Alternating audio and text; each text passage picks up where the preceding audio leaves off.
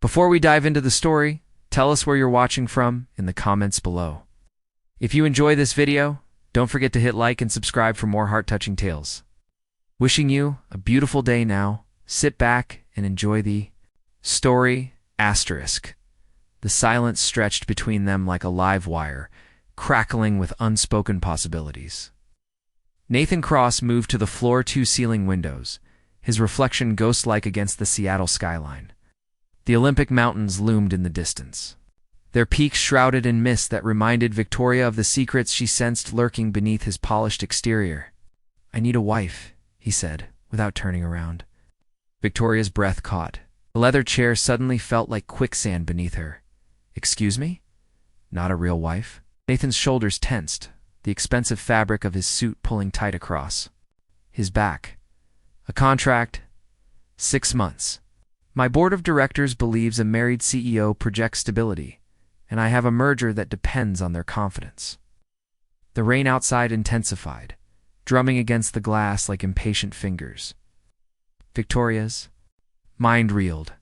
This morning, she had been heating canned soup for breakfast, and now she sat in the penthouse office of one of America's most powerful men, listening to the most insane proposal of her life. "You're joking." "I don't joke about business." Nathan finally turned, and Victoria saw something raw flicker across his features before his mask slipped back into place. "The compensation is $2 million. Half up front, half upon completion." $2 million. The number hit her like a physical blow. Her father's medical bills, the farm, her student loans, everything that had been slowly strangling her. Family for years could disappear with a signature. "Why me?" Her voice came out smaller than intended. Nathan moved closer, and she caught the scent of his cologne. Something expensive and woodsy that made her pulse quicken despite herself. "You have no social media presence, no complicated past relationships. You're beautiful enough to be believable, but not famous enough to attract unwanted attention." The clinical assessment stung, even though she knew it was meant to be practical. "You don't know anything about me. I know you're desperate."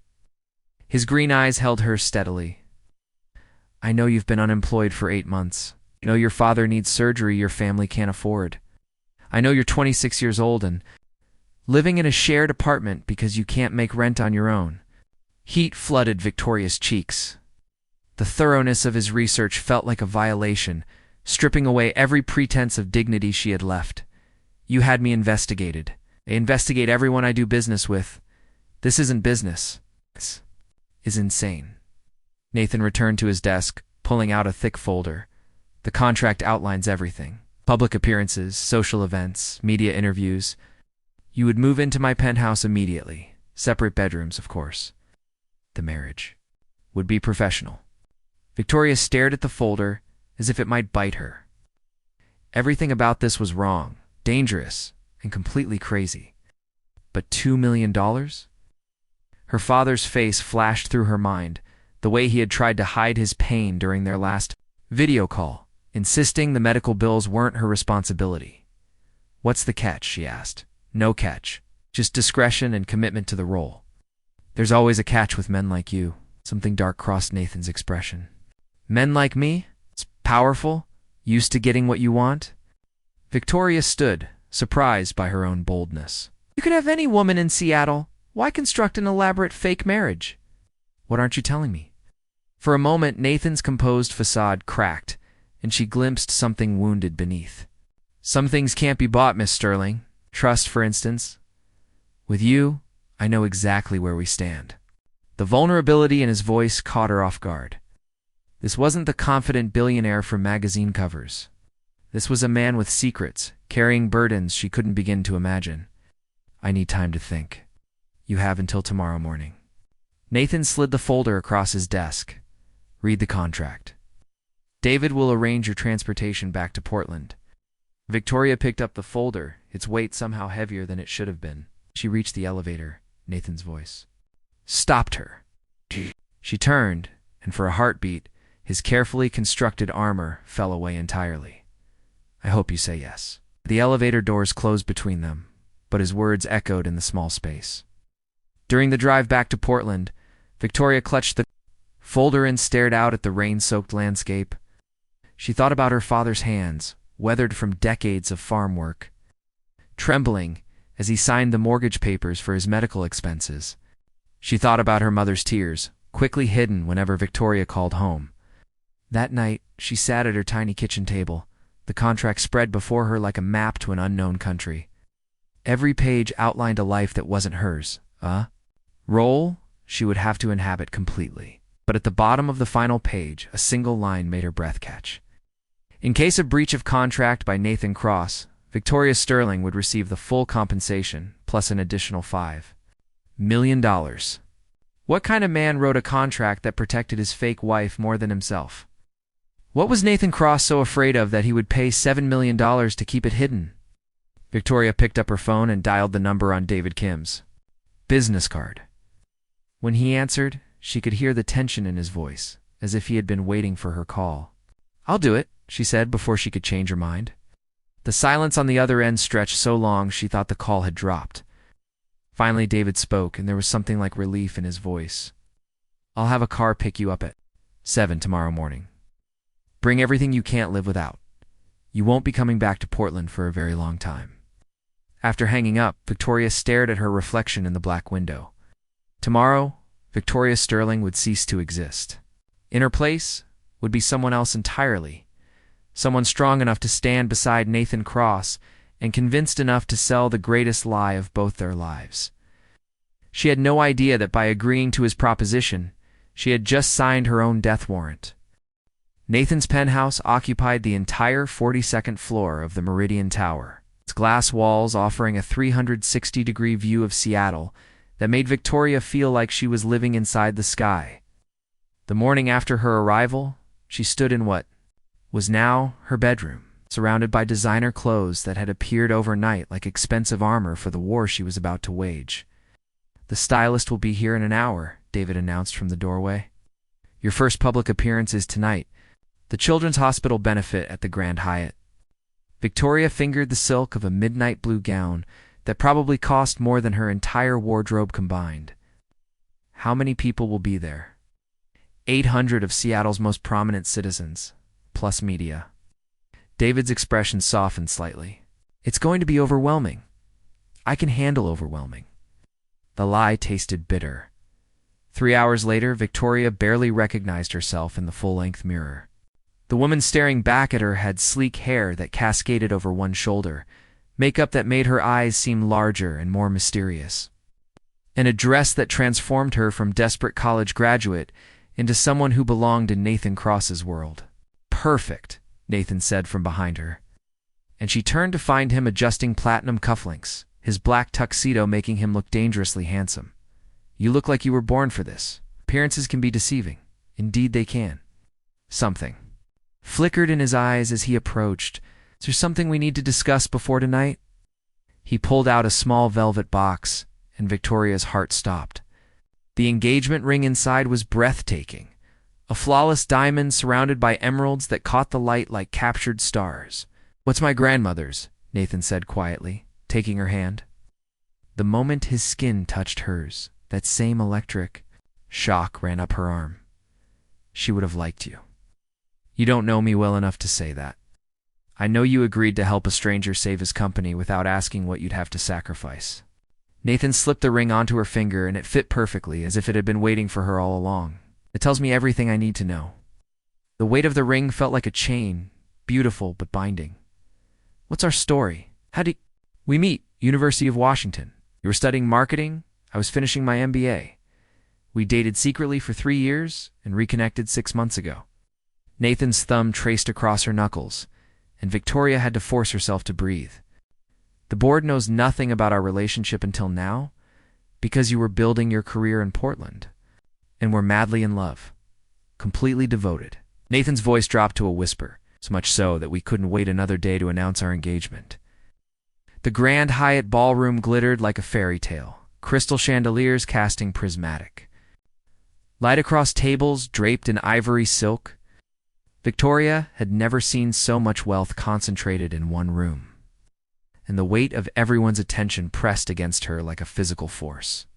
Nathan Cross, and his mystery fiancée, a woman's voice carried across the room. I never thought I'd see the day. Nathan's hand tightened on Victoria's waist as they approached their table. She recognized several faces from magazine covers, tech moguls and political figures whose smiles seemed as sharp as their diamond jewelry. Victoria Sterling, Nathan said to a silver-haired man who rose to greet them. This is Senator William Hartley. The woman who finally tamed Seattle's most eligible bachelor, the senator said, raising Victoria's hand to his lips. You must have quite the story. Every love story is unique, Victoria replied, hoping her voice sounded more confident than she felt. Throughout dinner, she fielded questions about their relationship with answers that felt like improvised lines in a play she'd never rehearsed. Nathan played his role perfectly, touching her hand at just the right moments, laughing at her nervous jokes, even pressing a gentle kiss to her temple when the photographer approached their table. But it was when they took the stage for the charity auction that everything went wrong. Ladies and gentlemen, Nathan addressed the crowd, his arm around Victoria's waist. Before we begin tonight's auction, I wanted to share some wonderful news. Victoria has agreed to become my wife. The applause was thunderous, but Victoria barely heard it. Her eyes had locked onto a familiar figure at a corner table, partially hidden by shadows but unmistakable. Marcus Chin, her ex-boyfriend from college, the one who had disappeared from her life without explanation 3 years ago. Leaving her broken and suspicious of every man who followed, Marcus raised his champagne glass in a mocking toast. Blood turned to ice. What was he doing here? How had he gotten an invitation to an event that required connections she knew he didn't have? Are you all right? Nathan whispered in her ear as they returned to their seats. Fine, she managed, but her hands were shaking as she reached for her wine glass. The rest of the evening passed in a blur of congratulations and small talk that felt increasingly surreal. Victoria smiled and nodded at appropriate moments, but her attention kept drifting to Marcus's table. Every time she looked, he was watching her with an expression she couldn't read. As the evening wound down, Nathan was pulled aside by a group of investors, leaving Victoria momentarily alone. That's when Marcus struck. Hello, Victoria. She turned to find him standing directly behind her chair, close enough that she could smell his cologne, the same one he'd worn in college. He looked older, more polished, wearing a tuxedo that suggested his circumstances had improved considerably since their university days. Marcus. She kept her voice level despite the panic clawing at her chest. What are you doing here? I work for Blackstone Dynamics now. We're bidding on the same government contracts as Cross Dynamics. His smile was cold, calculating, imagine. My surprise when I saw the engagement announcement. It's complicated, I'm sure it is. Marcus leaned closer, and Victoria fought the urge to recoil. Especially since you were crying over me in your dorm room just 3 years ago, begging me not to leave. The memory hit her like a slap. Those final months of college when Marcus had become increasingly distant, eventually disappearing from her life entirely without explanation. She'd blamed herself, wondered what she'd done wrong, carried that rejection like a wound that never properly healed. That was a long time ago, not that long. Marcus straightened his cufflinks, a gesture that reminded her painfully of Nathan. I hope your fiancé knows what he's getting. You always were good at pretending to be something you're not. Before Victoria could respond, Nathan appeared at her side like a guardian angel in an expensive suit. I don't believe we've met, Nathan said, but there was steel beneath his polite tone. Marcus Chen, Blackstone Dynamics. Marcus extended his hand, but Nathan didn't take it. I was just congratulating Victoria on her engagement. We have history, ancient history, Victoria said quickly. Is that what we're calling it? Marcus's laugh was sharp enough to cut glass. I should let you get back to your celebration. See you around, Victoria. Victoria, as Marcus melted back into the crowd, Nathan's fingers found Victoria's elbow, steadying her. Who was that? Nobody important. Victoria? Nathan's voice held a warning. There's something I need to know about your past. Now would be the time to tell me. She looked up into his green eyes, seeing concern there that felt too real for her. Their fake relationship. Smart thing would be to tell him everything, to warn him that Marcus's presence here couldn't be a coincidence. But the shame of that old rejection, the humiliation of having begged someone to love her, kept the words locked in her throat. Shh, it's nothing. Nathan studied her face for a long moment, and she could see him weighing her words, deciding whether to trust her. All right, he said finally, but if he approaches you again, I want to know immediately. During the drive back to the penthouse, Victoria stared out at the Seattle lights and wondered what game Marcus was playing. His appearance tonight couldn't be random. His comment about government contracts suggested this was about more than just their personal history. In the elevator, Nathan loosened his tie, and Victoria caught herself watching the movement of his hands, remembering the way they had felt when he slipped the engagement ring onto her finger. You did well tonight, he said. Everyone believed us. Did they? Victoria touched the ring, its weight still foreign on her hand. 'Cause I'm not sure I do. Nathan turned to face her fully, and the confined space of the elevator suddenly felt charged with electricity. Believe what? That this is just business? The words escaped before she could stop them. That we can pretend to be in love for 6 months without it becoming complicated. It's only complicated if we let it be. And what if we already have? The elevator doors opened at his floor, but neither of them moved. Nathan's eyes searched her face, as if he was trying to solve a puzzle that had too many missing pieces. Victoria. Yes. When you agreed to this arrangement, what were you really running from? The question hit her like a physical blow. She thought about Marcus's cruel smile, about all the ways she had learned not to trust her own instincts when it came to men, about the desperate need for security that had driven her to accept Nathan's impossible proposition. The same thing you are, she whispered. Nathan stepped closer, and for a moment she thought he might kiss her, might cross the line they had drawn so carefully between real and pretend. Instead, he reached past her to press the button that would take her to her floor. Good night, Victoria. As the elevator doors closed between them, Victoria realized that Marcus Chen was the least of her problems. The real danger wasn't what he might do to destroy their fake marriage. It was what might happen if she fell in love with Nathan Cross for real. 3 weeks into their marriage charade, Victoria discovered that living with Nathan Cross was like sharing space with a beautiful storm. All contained energy and unpredictable moments of devastating intensity. Worked 8-hour days, survived on black coffee and determination, and rarely spoke about anything that wasn't directly related to business. But sometimes late at night, when he thought she was asleep, she would hear him moving through the penthouse like a restless ghost. And she wondered what demons kept him awake.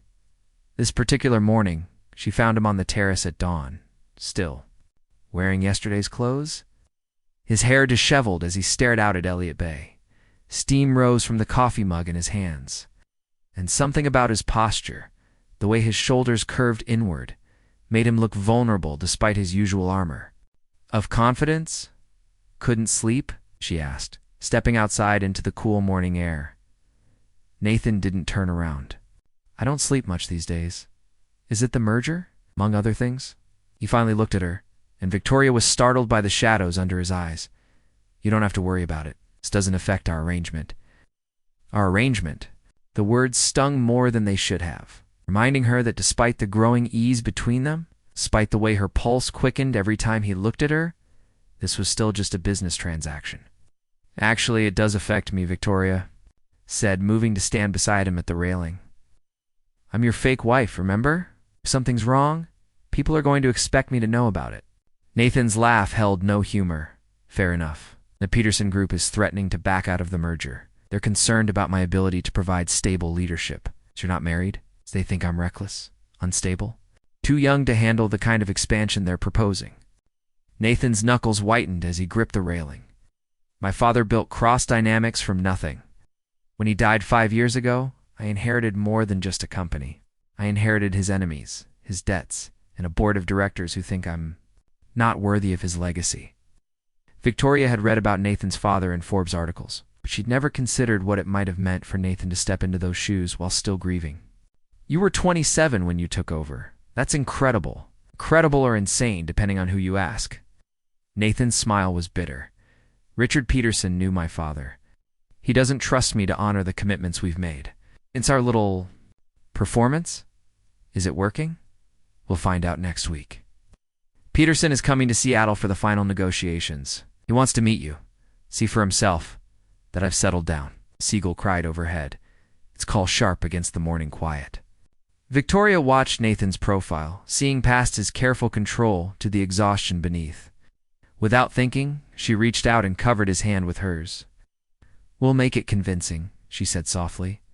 Nathan turned his hand palm up, their fingers interlacing naturally, and for a moment the pretense fell away entirely. This felt real, this quiet intimacy, more dangerous than any public display they'd performed. "Victoria," his voice was rough, with something she couldn't name. "What we're doing this situation, it's not fair to you. I knew what I was signing up for, did you?" Nathan's green eyes searched hers. "'Cause I'm not sure I did." Before she could ask what he meant, his phone rang, shattering the moment. Nathan released her hand to answer, his voice immediately shifting back into business mode as he spoke with David about some crisis that required his immediate attention. "I have to go," he said after hanging up. "But Victoria, about tonight? Tonight? Mayor's dinner. I know it's short notice, but Peterson will be there. It's important that we look convincingly married, I know." Victoria tried to ignore the sting of disappointment. For a moment, she thought he was about to say something personal, something real. "I'll be ready." That evening, Victoria chose a deep green dress that brought out her eyes, the color reminding her of the Pacific Northwest forests she'd grown up exploring. She was putting on her earrings when Nathan knocked on her bedroom door. "Come in." Nathan entered, adjusting his cufflinks, and stopped dead when he saw her. The look on his face made heat pool in Victoria's stomach, and she had to remind herself that he was an excellent actor. "You look stunning," he said, his voice slightly hoarse. "Thank you." She turned back to the mirror, needing the distance. "You clean up pretty well yourself." In the reflection, she watched Nathan approach until he was standing directly behind her. His hands came to rest on her shoulders, and she could feel the warmth of his palms through the silk of her dress. "Victoria, I need to tell you something." Before we go, his tone made her stomach clench with dread. "What is it?" "Marcus Chen called my office today." Victoria's blood turned to ice. In the mirror, she saw her face go pale. "What did he want? To congratulate me on my marriage? He also mentioned that he'd been trying to reach you, but you haven't been returning his calls." "I haven't gotten any calls from Marcus." Nathan's hands tightened on her shoulders. He specifically mentioned several voicemails. "Oh. "Victoria, if there's something going on, something I need to know about." "There isn't." The lie came automatically, but Victoria could see Nathan didn't believe her. "Marcus is from my past. He has nothing to do with this. Everything has to do with this now. Don't you understand that? You're not just pretending for the cameras anymore. There are billions of dollars at stake, thousands of jobs. Someone is trying to sabotage this merger." "Marcus isn't trying to sabotage anything." Victoria pulled away from his touch, suddenly feeling trapped. He's just being petty. Men like him can't stand to see their ex-girlfriends doing better than they are. Men like him, controlling, manipulative, the kind who disappears from your life without explanation and then shows up years later expecting you to welcome them back. The words poured out of Victoria before she could stop them. Years of buried hurt and anger finally finding voice. Nathan was quiet for a long moment, studying her reflection in the mirror. "He hurt you." It wasn't a question, and Victoria didn't answer. Instead, she picked up her purse and moved toward the door. "We should go. Don't want to be late." The mayor's dinner was held in the private dining room of the Seattle Art Museum, surrounded by paintings worth more than most people would earn in a lifetime. Victoria had learned to navigate these events, to smile at the right moments, and make small talk that revealed nothing important. But tonight felt different. She could sense Nathan watching her, could feel the weight of questions he wasn't asking. Richard Peterson was exactly what Victoria had expected from Nathan's description, silver-haired, sharp-eyed, and radiating the kind of confidence that came from decades of successful business deals. His wife, Eleanor, was elegant in the way that only came from old money and careful breeding. Mrs. Cross Peterson said when Nathan introduced them, "I have to say, your husband has been quite secretive about you." "Nathan likes to keep his private life private," Victoria replied smoothly. "I respect that about him. How refreshing." So many young wives today seem determined to be celebrities in their own right. Eleanor's smile was polite but calculating. "Tell me, how are you adjusting to married life?" "It's an adventure," Victoria said, allowing herself to look at Nathan with what she hoped appeared to be genuine affection. "Nathan keeps me on my toes. I'm sure he does." Peterson's laugh held an edge. "Your husband has quite the reputation for being unpredictable." "He's passionate about his work," Victoria said, her defensive tone not entirely feigned. "I admire his dedication." The conversation continued through dinner. Peterson and his wife probing gently but persistently about Victoria and Nathan's relationship. Victoria had the unsettling feeling she was being tested, that every answer was being weighed and measured for. Authenticity. It wasn't until coffee was served that the evening took a dangerous turn. "I have to ask," Peterson said, leaning back in his chair. "How did you two really meet? I've heard several different versions of the story." Victoria's heart skipped, but Nathan answered smoothly. "University of Washington." Victoria was in the marketing program. "Interesting." Peterson pulled out his phone, scrolling through something that made his eyes narrow.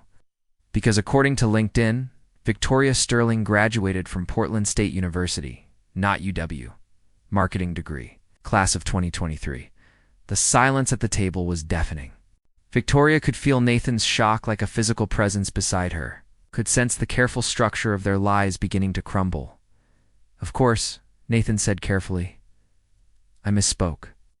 We met through mutual friends who attended UW. Mutual friends." Peterson's smile was sharp as a blade, such as Marcus Chen. "I believe he reached out to you recently with some interesting information about your wife's background." Victoria's world tilted on its axis.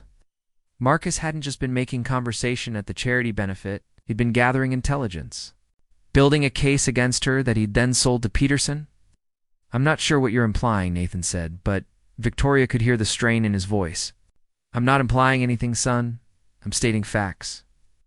Peterson placed his phone on the table, its screen showing what appeared to be financial records. "Your wife has been unemployed for 8 months. Her family farm is in foreclosure. Her father owes over $200,000 in medical bills."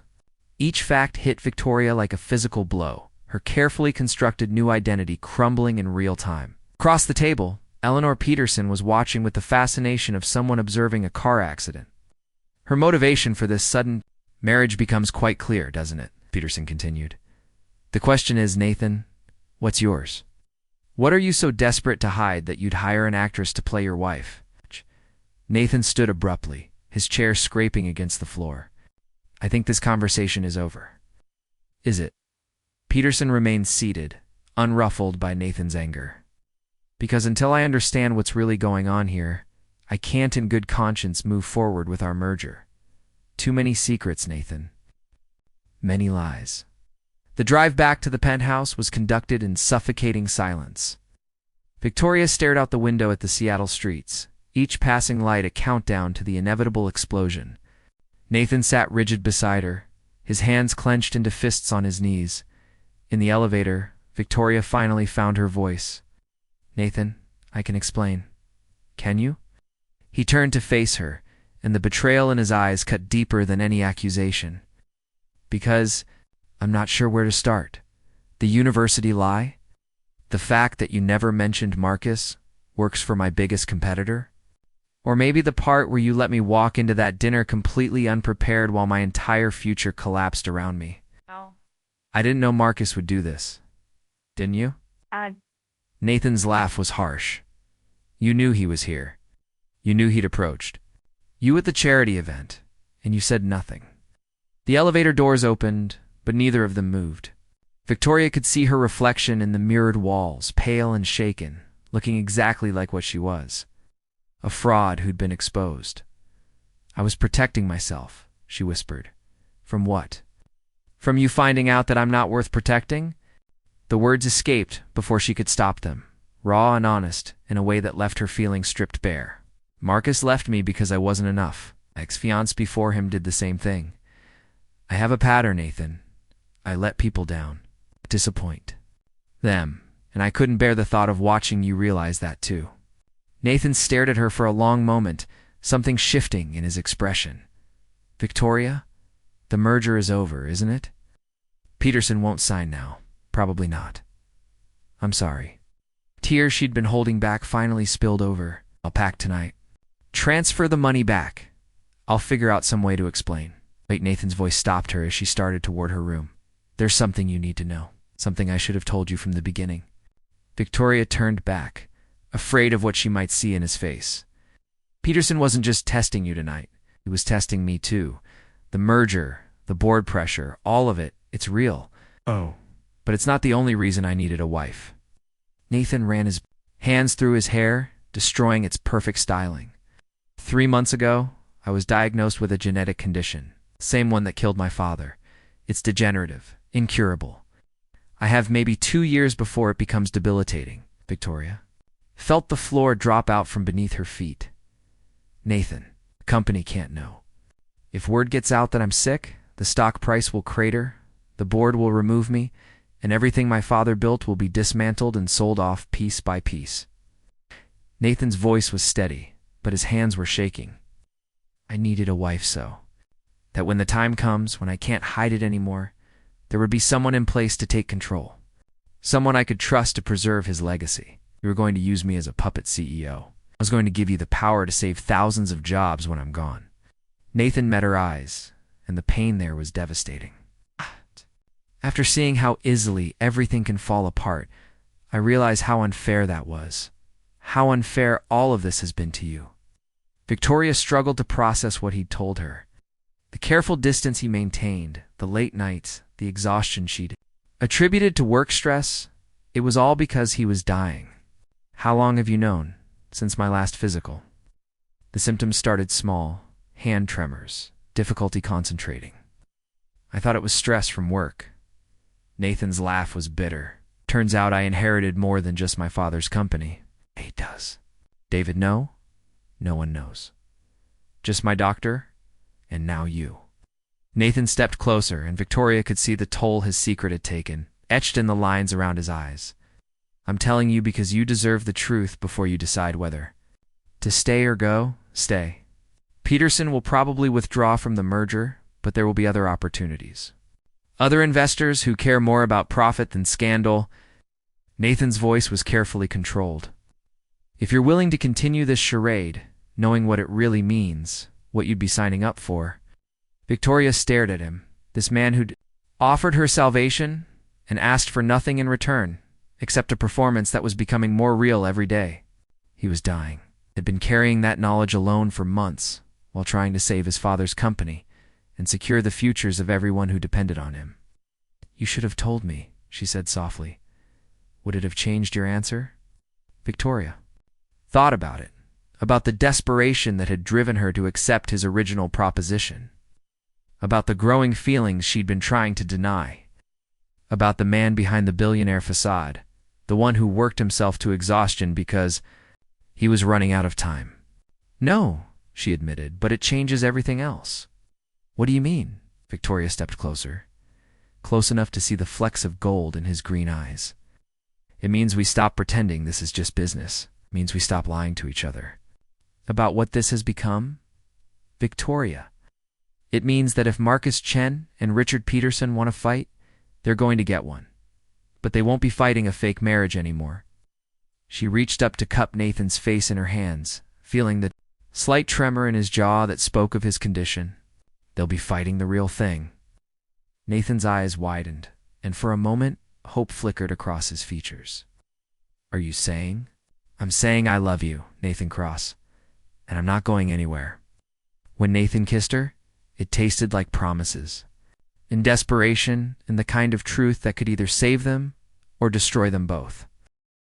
The morning after their confessions, Victoria woke to find Nathan already dressed for work, his phone pressed to his ear as he paced the length of the penthouse living room. The tension in his voice carried across the space, and she could tell, without hearing the conversation, that their situation had gotten worse overnight. How bad? She asked when he hung up. Nathan's expression was grim. Peterson's people leaked the story to the business press. The Times is running an article this morning about our fake marriage and your financial troubles. Victoria's stomach plummeted. They have proof? They don't need proof. The story is compelling enough on its own. Desperate woman, mysterious billionaire. Marriage that conveniently coincides with a major merger? Nathan showed her his tablet, where headlines screamed accusations across the screen. Love or money? The Nathan Cross marriage scandal. Billionaire's bride, fortune hunter, or true love? The photos accompanying the articles made Victoria's chest tighten. Images from the charity benefit, from the mayor's dinner, even what appeared to be surveillance. Photos of them entering and leaving the penthouse building. They've been watching us for weeks, Victoria whispered. Marcus has been feeding them information the entire time. Nathan's jaw clenched. But that's not the worst part. Before he could explain, David burst through the front door without knocking. His usually composed demeanor completely shattered. Nathan, we have a problem. The board called an emergency meeting for this afternoon. They want answers about the marriage, about Victoria's background, about everything. David's eyes darted between them. And there's something else. Something about your medical records. Victoria watched the color drain from Nathan's face. What about my medical records? Someone accessed them. Illegally. Dr. Morrison's office. Was broken into last night, and your files are missing. David's voice dropped to a whisper. If whoever has them knows about your condition, company is finished. Nathan completed. Stock price will crater. The board will remove me immediately, and every business deal we have in place will collapse. Victoria sank onto the couch, the magnitude of their situation finally hitting her. This wasn't just about a fake marriage anymore. Someone was systematically destroying Nathan's life, using her as the weapon. There's more, David continued reluctantly. Got it. Security footage from the medical building shows Marcus Chen leaving through the back exit around midnight. That bastard, Nathan snarled. He's not just trying to sabotage the merger. He's trying to destroy everything. Victoria's phone buzzed with a text message. Unknown number, but she recognized the tone immediately. Meet me at Pike Place in 1 hour. Come alone, or the medical records go public at noon. It's Marcus, she said, showing Nathan the message. He wants to meet. Absolutely not. Nathan's response was immediate. It's obviously a trap. What choice do we have? If those medical records become public, Victoria stood, already moving toward her bedroom. I have to try to reason with him, Victoria. You don't understand what kind of man you're dealing with. She turned back, seeing something in Nathan's expression that made her blood run cold. What aren't you telling me? Nathan exchanged a look with David, some silent communication passing between them. Marcus Chen doesn't work for Blackstone Dynamics. What? He works for Titan Industries. Richard Peterson's personal investment firm. Nathan's voice was flat. This was never about the merger, Victoria. This was about destroying me completely. Peterson doesn't want to buy Cross Dynamics. He wants to eliminate it as competition. The room seemed to tilt around Victoria. You're saying Marcus approached me deliberately? At everything? Even our relationship in college? Was likely orchestrated from the beginning. Nathan's expression was devastated. I had David investigate after the dinner last night. Marcus Chen was recruited by Titan Industries during his senior year at Portland State. His job has been corporate espionage, gathering intelligence on Peterson's competitors. Victoria felt sick. So when he disappeared from my life, he was probably given a new assignment. And when Peterson identified me as a target, Marcus was the perfect asset to deploy. Nathan stepped toward her, his hand outstretched. Victoria, I'm so sorry. She backed away from his touch, her mind reeling. Every memory of her relationship with Marcus was now tainted. Every moment of pain she'd experienced over his abandonment revealed as calculated manipulation. Have to go, she said, grabbing her purse. Victoria? No, it's too dangerous. He has your medical records, Nathan. If I don't show up, he'll release them, and everything you've worked for will be gone. She met his eyes, seeing her own desperation. Reflected there, I won't let that happen. Pike Place Market was crowded with tourists and locals. The familiar chaos of vendors calling their wares, and the smell of fresh fish creating a surreal backdrop for what Victoria suspected would be the most important conversation of her life.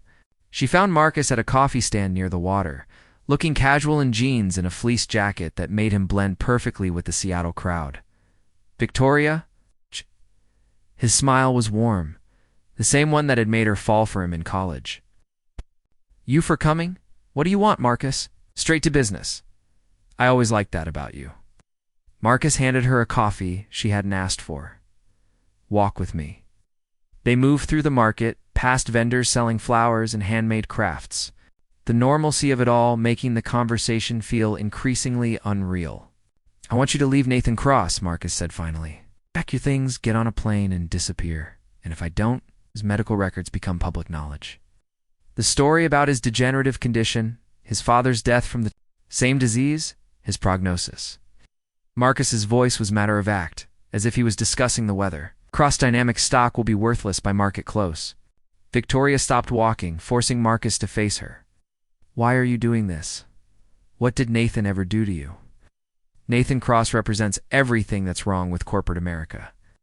Inherited wealth, nepotism, a company handed to him on a silver platter while people like me have to fight for scraps. Marcus's mask of friendliness slipped, revealing the bitterness beneath. "His father destroyed my family's business 15 years ago. Richard Peterson hired me to return the favor, by using me by any means necessary." Marcus stepped closer, and Victoria could see the cold calculation in his eyes. "You were always collateral damage, Victoria, even in college. Did you really think it was coincidence that I chose you, the scholarship girl with the struggling family farm? Peterson identified you as a potential asset years ago." Words hit Victoria like physical blows. "You never cared about me." "Cared enough to make it convincing." Marcus's smile was cruel. "You were so eager to be loved, so desperate for someone to choose you. It was almost too easy." Victoria felt tears building, but she refused to let them fall. "What you're describing is psychopathic. What I'm describing is business. And now, business requires me to remove you from Nathan Cross's life." Marcus pulled out his phone, showing her a draft email with attachments. "One click, and his medical records go to every major news outlet on the West Coast, unless you disappear. And if I do disappear, guarantee do I have that you won't release them anyway? None. But at least you'll be somewhere safe when Cross Dynamics implodes." Marcus's expression softened slightly. "I'm trying to protect you, Victoria, when this is over, when Nathan's company is destroyed and he's too sick to fight back. Peterson. We'll have questions about your role in all of this. Questions you won't want to answer." Victoria stared at Marcus, seeing him clearly for the first time. The charming college boyfriend, the concerned ex, reaching out after years of silence, the corporate spy gathering intelligence, all of them were masks worn by a man who felt nothing. For her, beyond her usefulness. "I need time to think," she said finally. "You have until 5 o'clock. After that, the medical records go public regardless." Marcus started to walk away, then turned back. "Victoria, for what it's worth, I am sorry. It has to be this way. In another life, we might have been happy together." "No," Victoria said quietly. "In another life, you would have been a completely different person." The cab ride back to the penthouse felt like a funeral procession. Victoria stared out at the Seattle skyline, thinking about Nathan's confession the night before, about the weight of secrets he'd been carrying alone. She thought about his father's legacy, about the thousands of employees who depended on Cross Dynamics for their livelihoods, about the degenerative condition that was slowly stealing Nathan's future. When she entered the penthouse, she found Nathan and David huddled over laptops, their faces grim in the blue glow of multiple screens. "How bad is it?" "The stock is down 15% and falling," David reported without looking up. "The board meeting has been moved up to 2 o'clock. And we've had 3 major clients request meetings to discuss the status of their contracts." Up at Victoria, and she could see the defeat in his eyes. What did Marcus want? Victoria sat down across from them, her decision already made. "He wants me to disappear, leave Seattle, leave you vanish completely.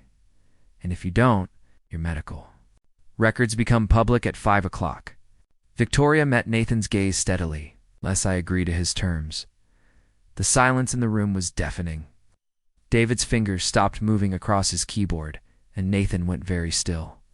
"You can't seriously be considering it," Nathan said finally. "Can't. Victoria stood, pacing to the window. "Nathan, if those medical records become public, it's over. Everything you've worked for, Everything your father built, gone. At least this way, the company survives. I don't give a damn about the company. Victoria turned, surprised by the vehemence in his voice. I care about you, Nathan continued, standing to face her. I care about the fact that some psychopath has been manipulating your life for years. And now he's trying to use that manipulation to destroy both of us. I won't let him win. Then what do you suggest? Because I don't see another option.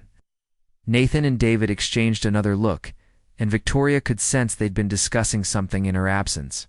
There might be another way, David said carefully. But it's risky, and it requires you to trust us completely. What kind of way? Nathan moved to his desk, pulling out a folder that looked similar to their original contract. We make Marcus's blackmail irrelevant by getting ahead of the story. We hold a press conference this afternoon, before the board meeting, and we tell the truth. All of it. Victoria's voice came out as a whisper. All of it. The fake marriage, your financial situation, my medical condition, Marcus's corporate, espionage, everything. Nathan's green eyes were fierce with determination.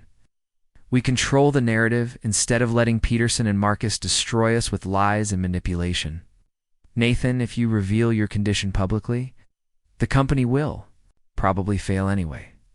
But at least it will fail honestly instead of being murdered by corporate sabotage. Nathan stepped closer, taking her hands in his. And there's something else. Something I realized while you were gone. What? The marriage doesn't have to stay fake. Victoria's breath caught. Nathan, I know the timing's terrible. I know I'm asking you to tie yourself to a man with a terminal illness, to take on a company that might be destroyed by market close. But Victoria, what I feel for you, what we have together, it's the only real thing in my life. Nathan's voice was raw with emotion. Marry me. Really marry me. Not for the board, not for the merger, but because I love you, and I want whatever time I have left to be spent with you. Tears Victoria had been holding back finally spilled over. You're asking me to choose between saving your company and having a future with you. I'm asking you to choose love over fear, to choose truth over manipulation. Nathan cupped her face in his hands, his thumbs brushing away her tears. I'm asking you to choose us, even if us means facing an uncertain future together. Victoria closed her eyes, feeling the weight of the decision pressing down on her. Through the windows, she could see the Seattle skyline, a city where she'd thought she was starting a new life, but had instead walked into the most complex situation of her existence. When she opened her eyes, Nathan was watching her with the patient intensity she'd come to associate with his most important business decisions. Okay, she said quietly. Let's tell the truth. Nathan's smile was brilliant, but before he could respond, Victoria's phone buzzed with another message from Marcus. Change of plans.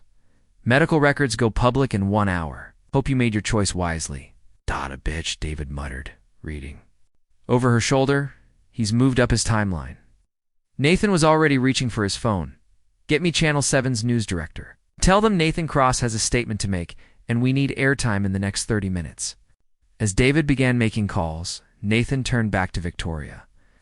Are you ready to watch our carefully constructed world explode? Victoria thought about Marcus's manipulations, about Peterson's corporate espionage, about the board members who would rather see Nathan fail than succeed. Then she thought about Nathan working late into the night, carrying the weight of his father's legacy and his own mortality with quiet determination. With you? She said, taking his hand. I'm ready for anything. But as they prepared to face the cameras and tell the world their truth, Victoria couldn't shake the feeling that Marcus Chen had one more surprise waiting for them. The kind that would test whether love really could survive the complete destruction of everything they thought they knew about their lives. The Channel 7 News studio felt like a gladiator arena, bright lights beating down on Victoria and Nathan as they sat across from investigative reporter Sarah Chen, whose reputation for aggressive journalism had made her the perfect choice for their impossible gamble. We're live in 30 seconds, the director called out, and Victoria felt Nathan's hand squeeze hers beneath the table. Whatever happens next, Nathan whispered, I want you to know that meeting you was the best thing that ever happened to me. Before Victoria could respond, the red light flashed on, and Sarah Chen's professional smile sharpened into something predatory. Good afternoon, Seattle. I'm here with Nathan Cross, CEO of Cross Dynamics, and his wife Victoria, at the center of what may be the biggest corporate scandal our city has seen in decades. Sarah's voice carried the weight of impending revelation. Mr. Cross, let's start with the simple question, is your marriage legitimate? Nathan looked directly into the camera, his composure absolute, despite the tremor in his hand that only Victoria could feel. No, it's not. Victoria and I entered into a contractual arrangement 6 weeks ago. She agreed to pose as my wife in exchange. For financial compensation, the studio fell silent except for the hum of cameras. Victoria could almost hear the collective intake of breath from viewers across the city. And why would you need such an arrangement? Sarah pressed. Because my board of directors believed a married CEO would provide more stable leadership for a major merger we were pursuing. Nathan's voice never wavered. They were concerned about my age, my experience, my ability to handle the expansion. We were planning. But the arrangement has become something more than professional, hasn't it? Victoria found her voice. We fell in love. Despite everything, despite the lies and the contracts and the impossible situation, we fell in love. Mrs. Cross, how do you respond to allegations that you're a fortune hunter who targeted Nathan for his wealth? The allegations are partially true, Victoria said, watching shock flicker across Sarah's features. I was desperate when I accepted Nathan's proposition. My father needed surgery my family couldn't afford, and I was drowning in debt. Never targeted Nathan. He found me through a recruitment database. And there's more to this story, isn't there, Mr. Cross? Nathan nodded gravely. 3 months ago, I was diagnosed with Huntington's disease, the same condition that killed my father. It's degenerative and terminal. I have perhaps 2 years before I become unable to run the company. The admission hung in the air like a death sentence. Victoria could see the shock ripple through the studio crew, could imagine the reaction across the city as Nathan Cross, one of Seattle's most powerful men, revealed his mortality on live television. You're telling me that your fake marriage was partly designed to position your wife to take control of Cross Dynamics when you become incapacitated? That was the original plan, Nathan admitted. But everything changed when we realized what we meant to each other. Sarah leaned forward, sensing the climax of the story. And what about the corporate espionage allegations? The claims that you're being targeted by competitors? That's where it gets interesting, Victoria said, pulling out her phone. Because 10 minutes ago, I received this. She showed the screen to the camera, revealing a video message from Marcus Chen. In the recording, Marcus sat in what appeared to be a hotel room, his expression cold and calculating. Hello, Victoria? If you're watching this, it means you've chosen to fight rather than run? I admire that, even though it's ultimately futile. Marcus's recorded voice filled the studio. By now, Nathan has probably told you about my real employer, about Richard Peterson's plan to destroy Cross Dynamics.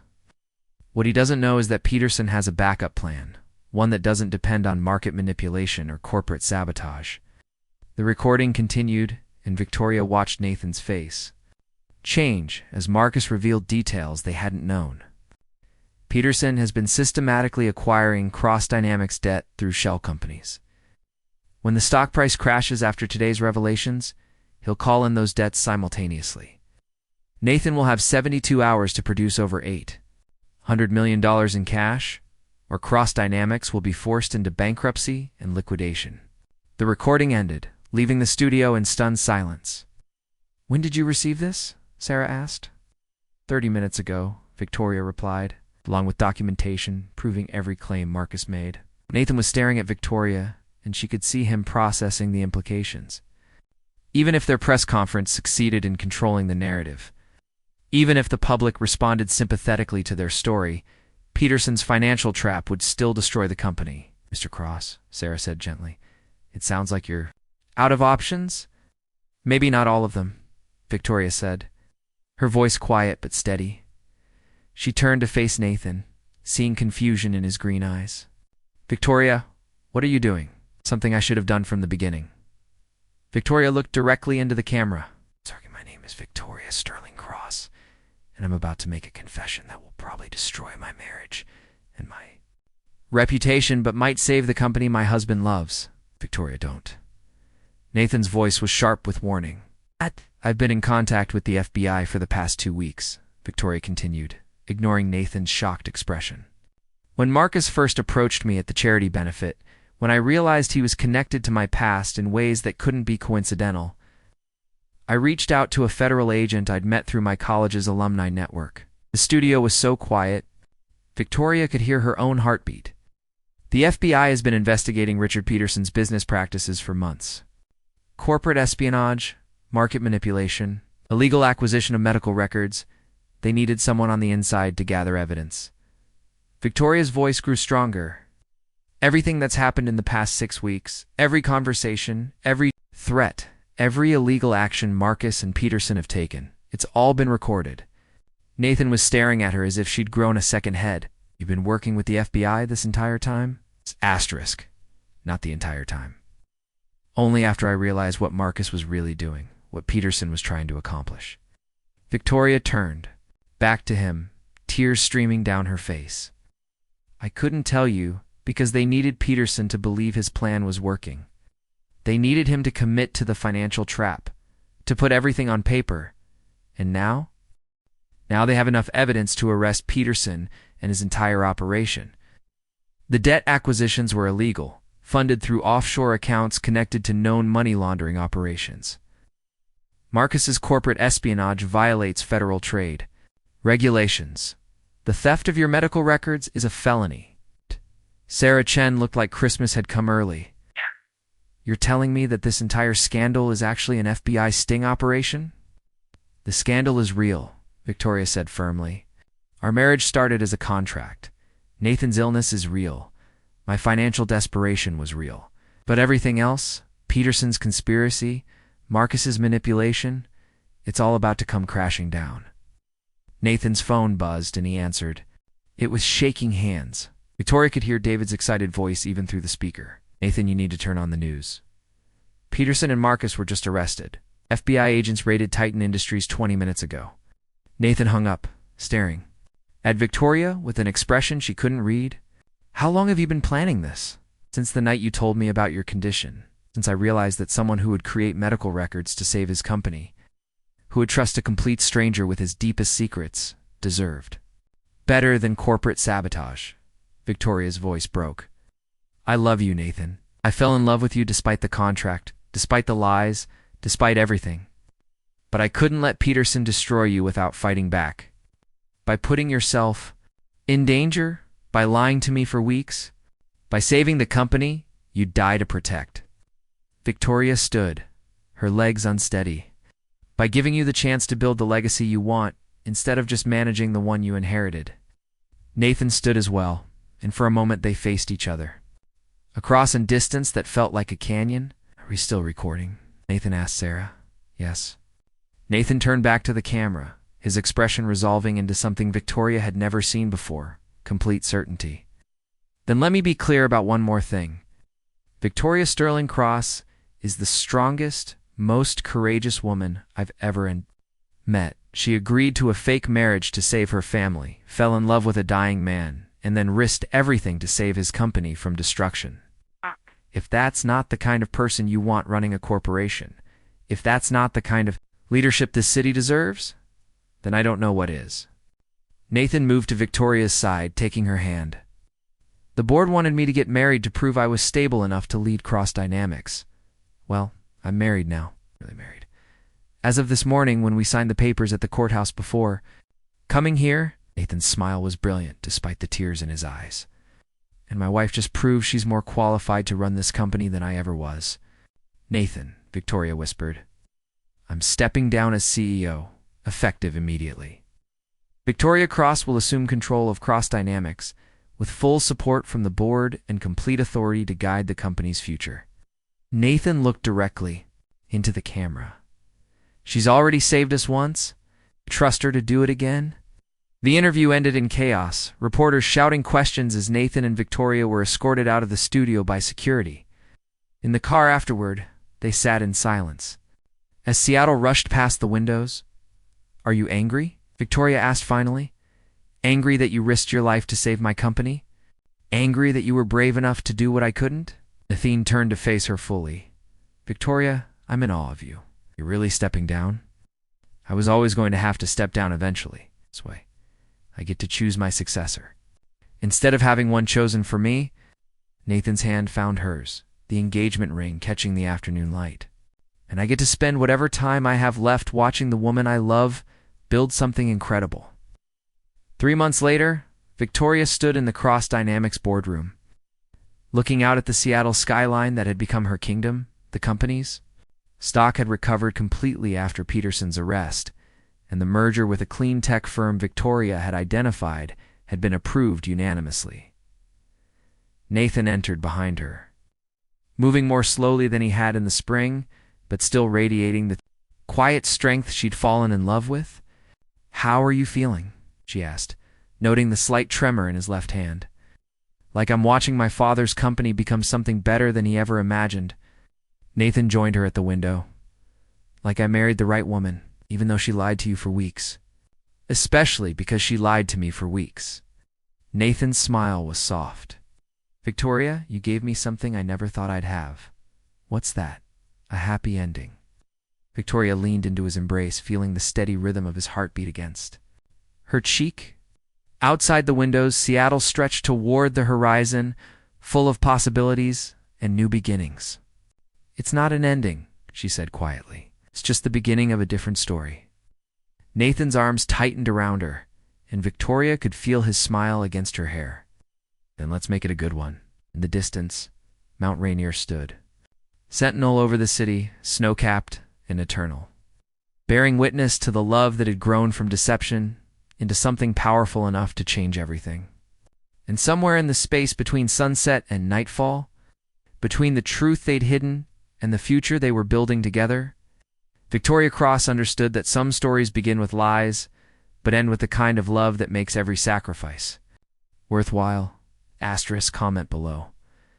What would you do if offered $2 million for a fake marriage? Would you take the risk? Subscribe for more emotional romance stories. Hit the bell for notifications when new parts drop. Like if you're Team Victoria and Nathan, the end.